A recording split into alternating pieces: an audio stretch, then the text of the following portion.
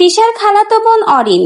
এবার অরিন তার পোস্টের মাধ্যমেই প্রকাশ করলো অরিনকে আহাদ আর তিশা তাদের নাটকের জন্য ব্যবহার করেছে। ফাঁস হয়ে গেল আমাদের তিশা আপার সকল কীর্তি।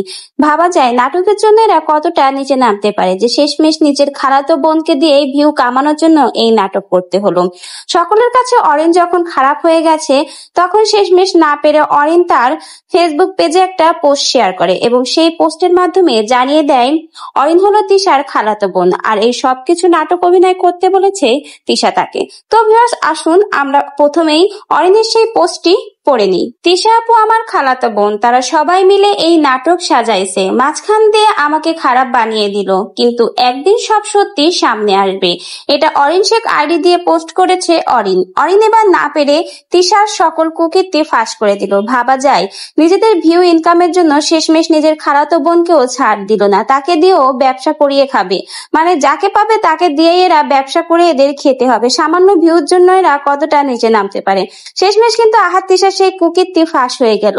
যাকে নিয়ে এত ঝামেলা, যে মেয়েকে বিয়ে করা নিয়ে আমাদের তিশা আপা বাড়ি ছাড়লো, শেষমেশ জানা গেল সেই অরিনই হলো আমাদের তিশা আপার খালাতো বোন। আর এই নাটকের ডিরেক্টর হলো আমাদের তিশা আপা, যে নিজে হাতে এই সবকিছু করেছে। ভাবা যায় নাটকের জন্য এরা কত কি না করতে পারে। মানে ভিউ ব্যবসার জন্য শেষমেশ নিজের খালাতো বোনকেও কাজে লাগালো।